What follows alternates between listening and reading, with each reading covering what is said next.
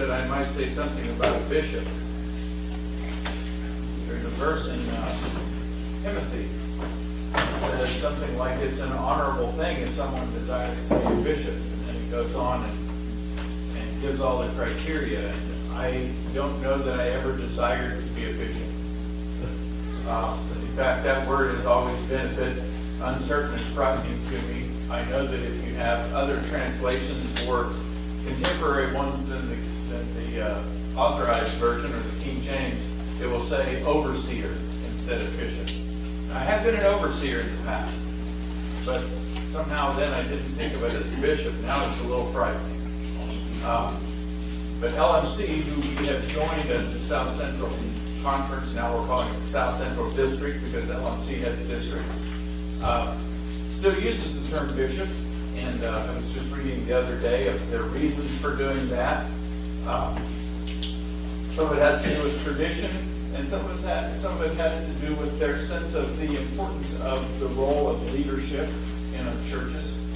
And so I have consented to be called a bishop where people want to, and where they don't want to, that's fine with me too. I'm quite content to be called Kirk.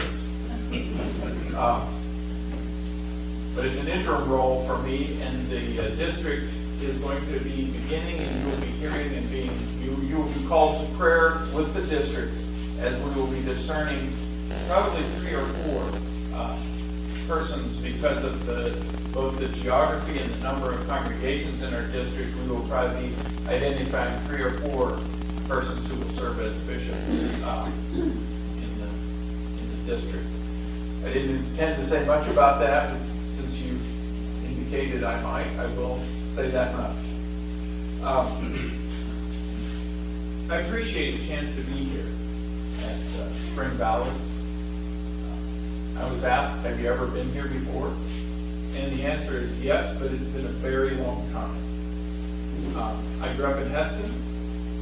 My great aunt is buried just outside here. Was Charles Diener's first wife. They never had any children together. But we would come once in a while to Canton to visit the Dieners because they were almost my relatives. And I actually went to college with Dan, who was one of the Diener boys. I don't know if you know him or not. I don't think he's, as an adult, ever lived in this community. Where's he now, Goshen? Okay. So those are a bit of my connection here. But today I chose to talk about Christmas fear. Is anyone here afraid of Christmas? You're afraid of Christmas? No. Okay. Well, it is a real thing. This season sometimes fills people with dread. Now we'll come around to that in a little bit. But every Christmas season, I remember Sudie Wenger. She was a member of the first church I pastored. She was in the hospital right around Christmas, and she was 100 years old. Now, Sudie was an interesting single lady, single all her life. She and her brother lived together in the home place. Neither of them ever married. Sudie was quite conservative in her faith, and in fact, Sudie's niece told me that Sudie did not believe the church should decorate for Christmas. That was too worldly. So I went to visit Sudie in the hospital, and her niece, by the way, was the person who decorated the church for Christmas. So I went to visit Sudie in the hospital, and I just wanted to learn what she thought of Christmas. So I asked Sudie, what was Christmas like when you were growing up? And she said, well, Christmas just came. And we celebrated it on Christmas. We remembered Jesus.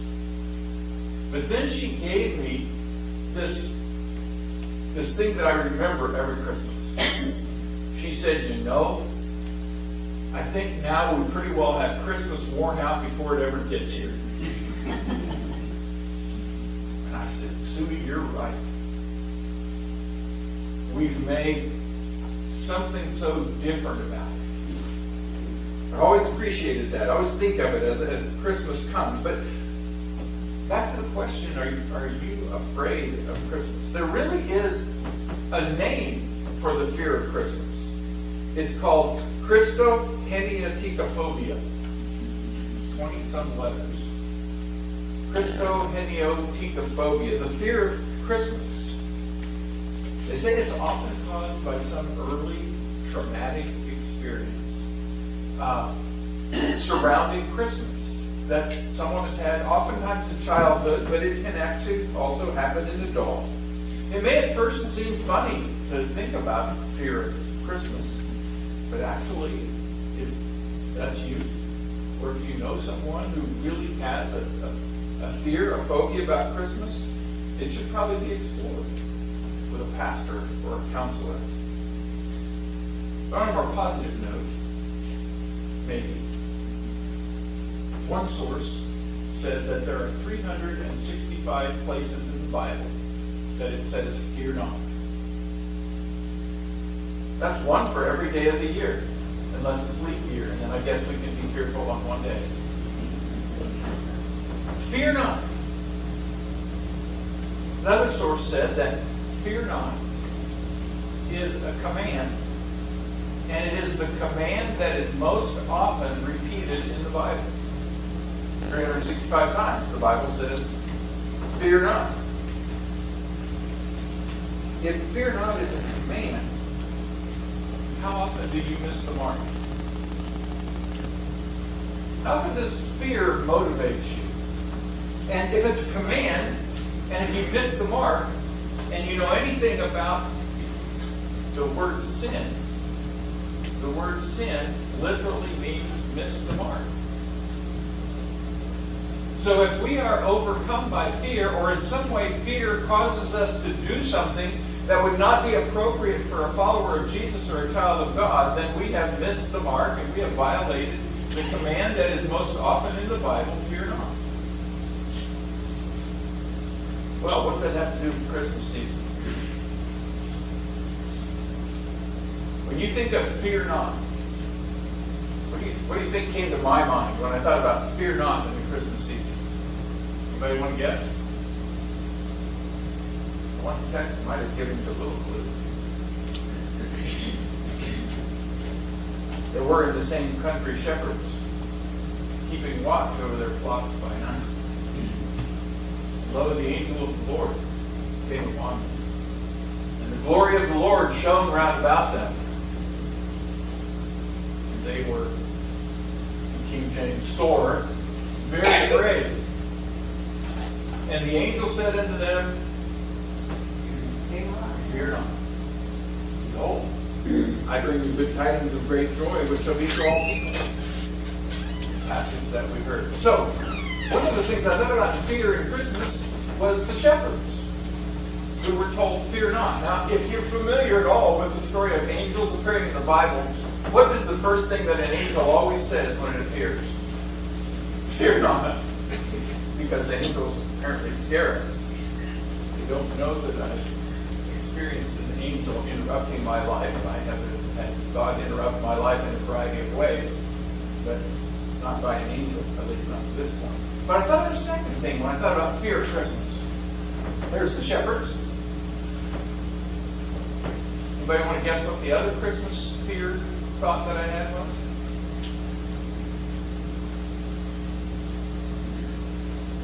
When Jesus was born in Bethlehem, in the days of Herod the king, and wise men came to Jerusalem asking, where is he that is born King of the Jews? When Herod heard these things, he was troubled. And all Jerusalem was troubled with him. So apparently this spread pretty quickly throughout the community that these, I guess when the wise men pulled into town, everybody wondered what they're there for. And word spread fairly quickly, and when they found out why, it troubled Jerusalem. The NIV translation says Herod was disturbed. I think we could say, although the word's not used, he was filled with fear. And when the wise men did come back to tell him that they had found Jesus, which he had asked them to do. It says, when Herod saw that he was mocked, the NIV says, when he was outwitted by the wise men, it says he was exceedingly wroth. That's an interesting word, wroth. The root of it is a derivative of the word wrath. He was filled with wrath. He was furious. So furious, in fact, that he killed all the babies 2 years old and younger in the vicinity of Bethlehem.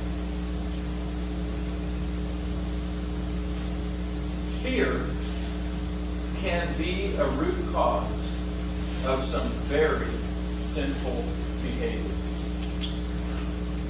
I think that's part of what the challenge comes from. It says, fear not. And that isn't limited to Herod.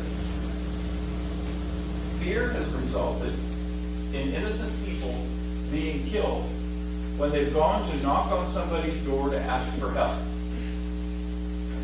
And the person inside was so fearful that somebody might come and hurt them that they ended up killing the person who knocked on their door. Now, that probably isn't any of our experiences. But fear can also create division in families.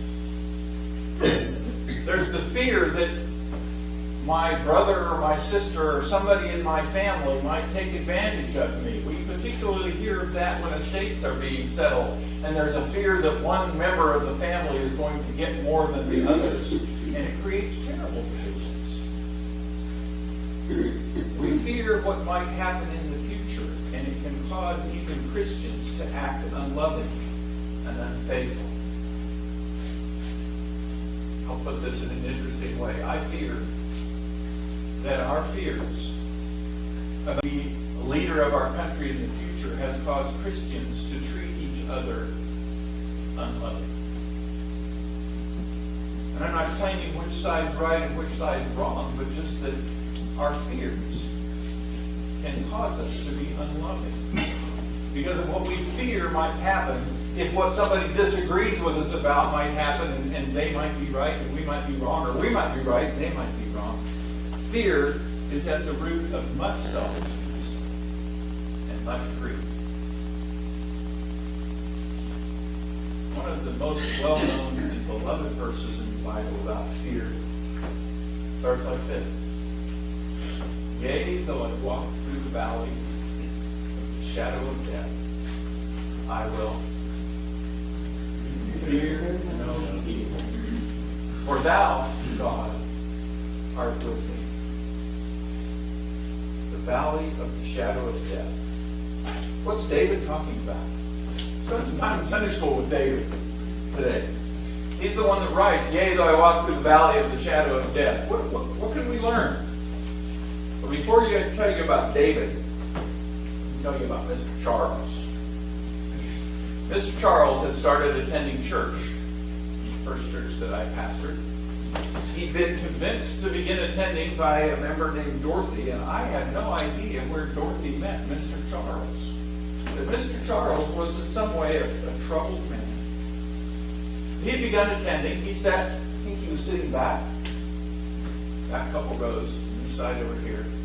And we were singing Victory in Jesus, oh, victory in Jesus. And all of a sudden, Mr. Charles, in the back of the church, is yelling, Here they come, get down, they've got guns. And I mean, he was yelling. And they're shooting at us. We stopped singing. And there was Mr. Charles on the floor, yelling, filled with fear, but slowly realizing where he was, and that he had interrupted our service with his fears. He told us that repeating the words victory, victory, victory reminded him of the end of World War II. And he had been in the Special Forces. And suddenly in his mind, he was back at war. PTSD.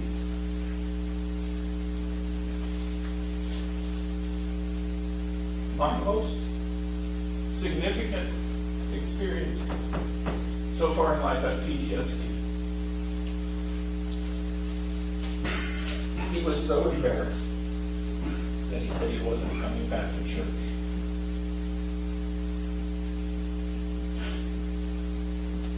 Took some real work, especially on Dorothy's part. He finally came back. It actually happened one more time when a person was telling us about his trip to Russia, and it triggered the memories. And the same thing happened to Mr. Charles. I don't have time to tell you all the story of Mr. Charles, but one Good Friday, we had a service where we allowed people to write memories that they wanted to take to the cross. And then they went up and actually nailed them to the cross. At the end of the service, Mr. Charles said, "Can I take the cross home with me?" And he planted it in his front yard. The following Christmas, Mr. Charles told us a little bit more about his life. He said that for the last 19 years, he had checked himself into the VA hospital every Christmas because he feared what would happen to him at Christmas. And he would have these flashbacks. And his doctor had told him that he wasn't even sure his heart could handle what happened to him in these flashbacks. So for 19 years, he experienced Christophobia. And then he told us, this Christmas, I'm not going to check myself into the hospital. I know a new power. I know a new way. I don't have the fear of Christmas that I did. There's a healing that took place. So now we're ready to turn to David. David, the shepherd boy. David who wrote, "Yea, though I walk through the valley of the shadow of death, I will fear no evil." What kind of fear did David experience? Well, Psalm 34. Turn to Psalm 34. It has an introduction that we don't pay much attention to. In fact, we don't notice the introductions to the Psalms very often. Psalm 34 of David, when he pretended to be insane before Abimelech, who drove him away and he left. What's the background of David pretending to be insane? Well, I assume that from Sunday school, a lot of you know the stories of David fairly well, but I'll review them a bit. King Saul had been king. He had disobeyed a clear command from Samuel. God told King Saul through Samuel that King Saul's kingdom would not continue in his family. That is, his children were not going to be king. It was going to be taken away from him. And at that point, God's spirit is taken away from King Saul. Secretly, Samuel goes and anoints David to be the next king of Israel. Secretly, because had King Saul known it, Samuel's life would have been in great danger. King Saul suffers from a lot of depression. And he wants somebody to come sing for him. If somebody comes sing for him, he thinks he'll feel better. And providentially, that means God directly, David comes and sings for King Saul and comforts him. And every so often, King Saul will call for this young David to come and sing for him. And David goes back and forth from shepherding the sheep to singing for King Saul. This is actually after the Goliath event. So David is coming, and King Saul begins to realize that David's a pretty good guy, and he makes him an armor bearer, and I don't know what all that involved, but David becomes a leader of some of the military exploits of Israel. And this famous song begins to be sung by the young ladies who are fairly impressed with King David. And they sing, Saul has killed his thousands, but David has killed his 10,000s. And Saul gets jealous. And one day David is singing, and Saul realizes that this man is going to take my place if I don't do something, and he throws his spear at him. And fortunately for David, Saul is not very good with the spear. And he misses. I believe it happened twice. The other thing is, Saul's family is really impressed with David. So Saul's daughter, Michal, falls in love with David. Now, if you know these stories, you've heard them through your childhood and through Bible stories and all of that. I'll give you a quiz, but I won't tell you the answer.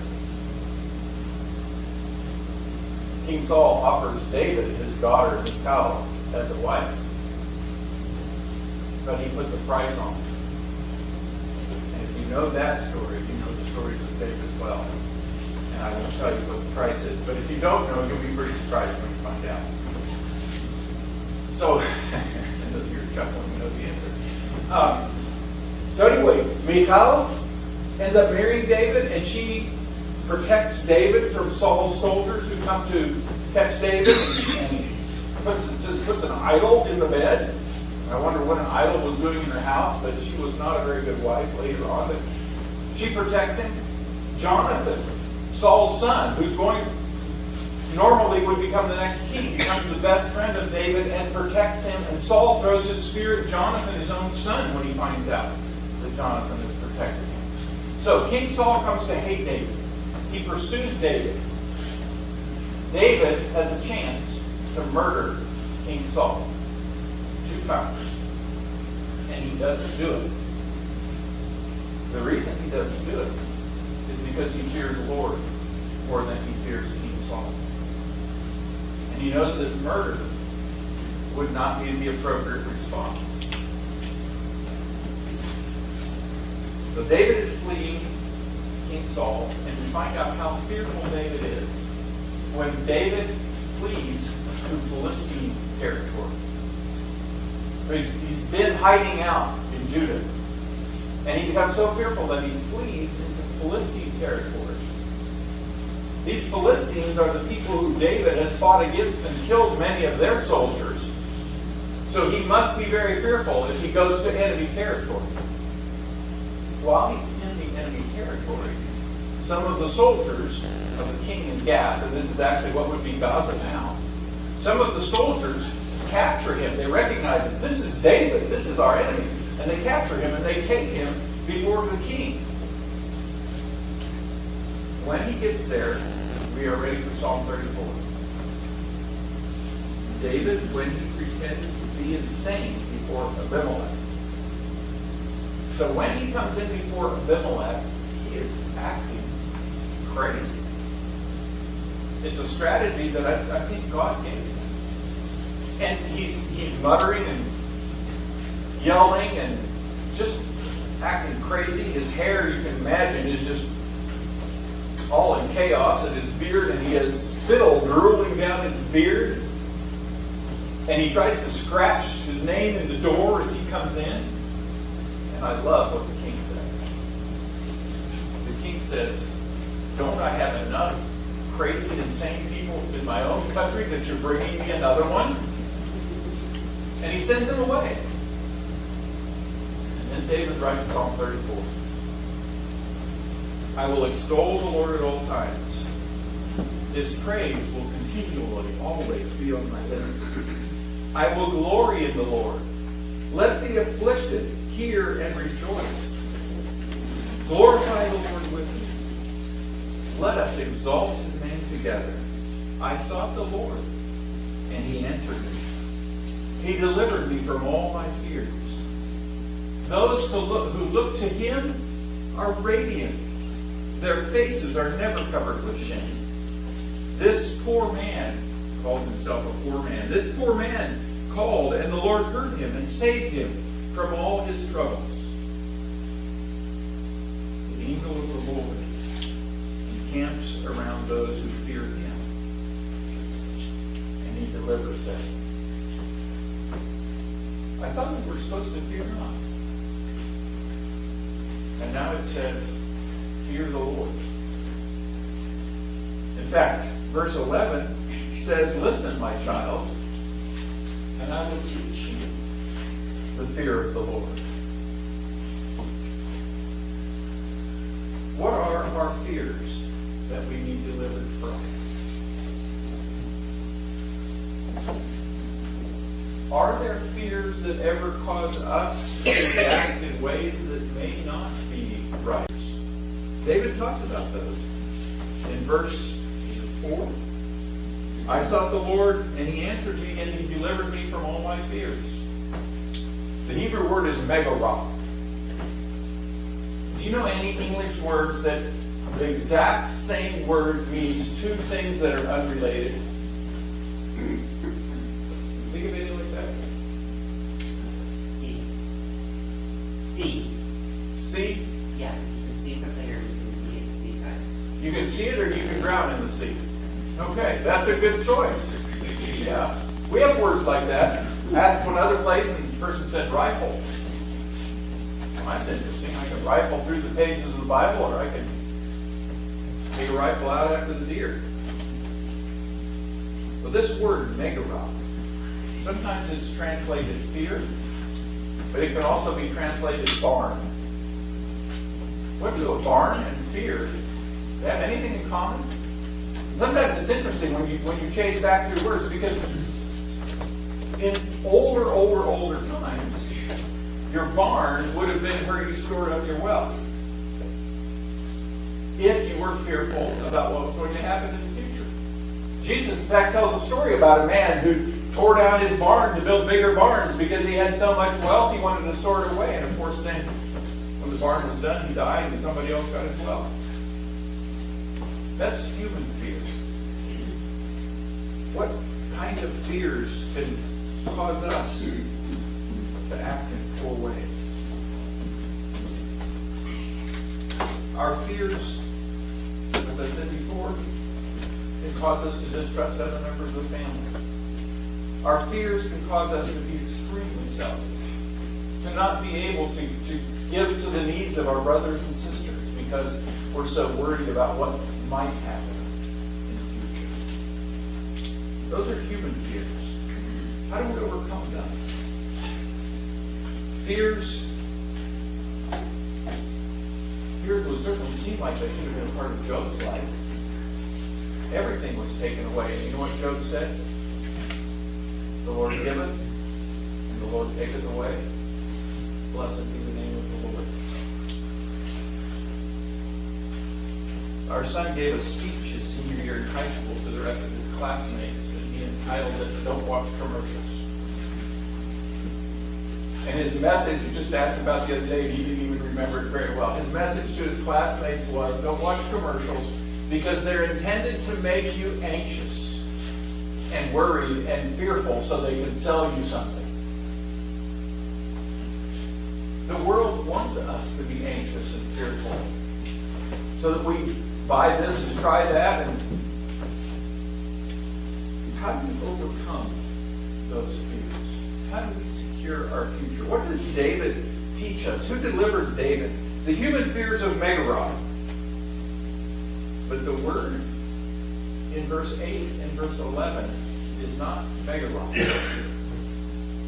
It's Yahweh. It's a word that is often translated fear, and sometimes it's translated revere the Lord. But somehow revere just doesn't seem big enough to the translators, and so they use fear. I've tried to figure out how I would describe that fear, and one of them I've tried to come up with was, well, I feared my coach. I was a basketball player. I feared my coach because he decided when I got to play and when I didn't get to play and I wanted to play. So I did what he told me to do in practice, and I worked at it really hard. But that's just not near big enough either, unless the playing field is eternity. There's also the word awe. I haven't seen that as a translation of this Yahweh, but it seems like it should be. Because there's the word awesome and the word awful. And we actually sing before Jehovah's awful throne.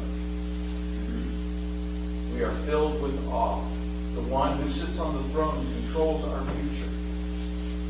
when Adam sinned and he came before God, he was full of fear. Yahweh, the fear of God. If we are walking in the wrong ways, the fear of God stops us, can destroy us, fills us with guilt.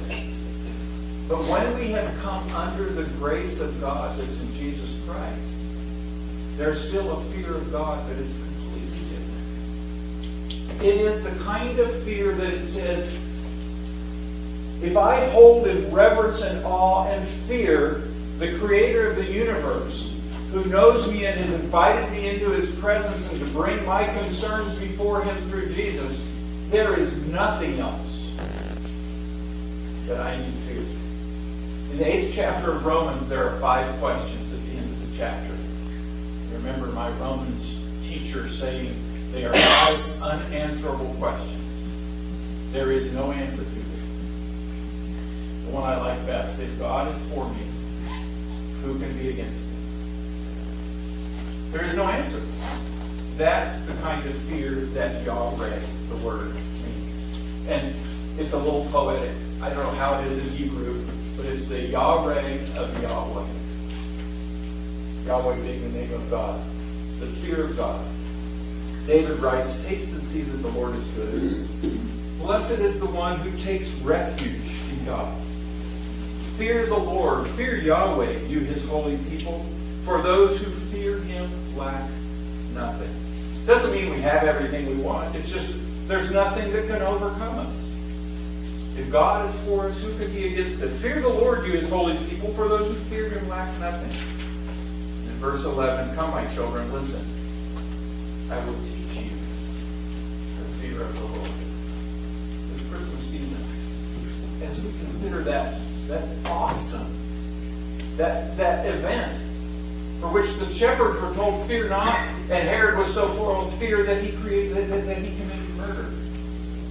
This Christmas season, as you consider this awesome event of holy God becoming human, may your fears, whatever they are, be overcome by your trust, your awe, your reverence, your fear of God. May it be so.